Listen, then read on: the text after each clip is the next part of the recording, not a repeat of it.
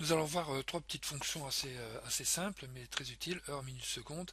Et je dirais pour mettre bien en perspective ces trois fonctions, on va voir en même temps la fonction temps. Donc ici je pars avec des valeurs initiales, d'accord, que j'ai pris comme ça au hasard. Donc les fonctions sont assez simples, hein, donc heure, il va me renvoyer ici, hein, je prends un numéro de série. Alors ce numéro de série, ça peut être une date longue, hein, c'est-à-dire jour, mois, année, heure, minute, seconde. Là j'ai pris heure, minute, seconde. Ça peut être aussi le résultat de la fonction maintenant, aujourd'hui, bien que si vous prenez la fonction aujourd'hui, vous n'aurez pas les notions d'heure, de minute et de seconde. On prendra plutôt la fonction maintenant. Donc un seul argument, voilà, heure. Donc ici, à l'identique, on va prendre la minute. Donc toujours sur le même principe. Voilà, je prends. Donc je vais extraire en fait la valeur du chiffre contenu dans le numéro de série. Donc je vais prendre maintenant seconde. Voilà. Ici, tac. Ok.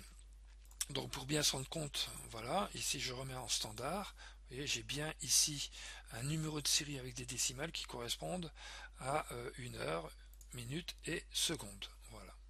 Hein, parce qu'en date longue, ça ne veut rien dire. Je suis le 0 janvier. Ok. Donc voilà, ici je peux recopier. Hop. Et je vois bien ici ma formule. Voilà. Qui récupère les minutes, heures, secondes de ma valeur numérique. Alors ici je vais prendre le temps, hein, donc je peux reprendre ici égal, reconstruire mon heure, donc TEMPS, voilà.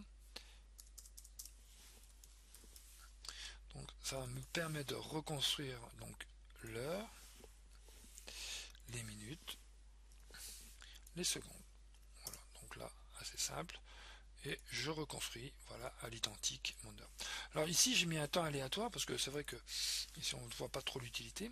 Donc je vais reprendre ceci, voilà, je vais faire un copier-coller ici, hop, donc bien sûr ça ne veut rien dire.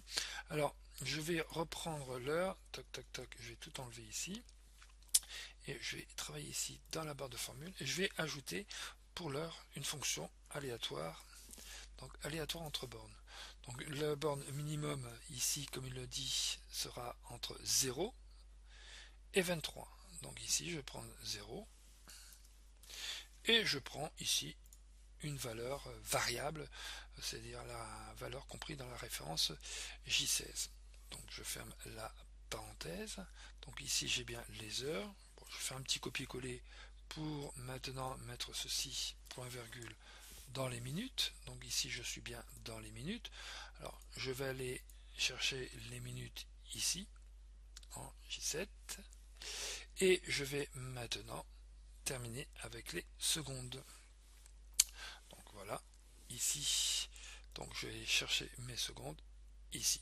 Donc bien sûr, le chiffre est compris entre 0 et 59. Voilà. Donc moi j'ai mis 4 et 2 entrées.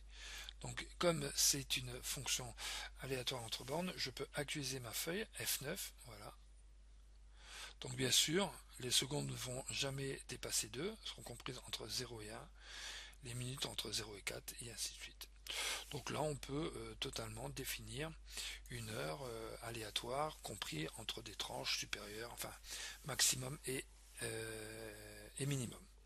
Donc voilà pour les fonctions ici. Donc heure, minute, seconde, et avec une petite fonction temps, temps avec la fonction aléatoire entre bornes.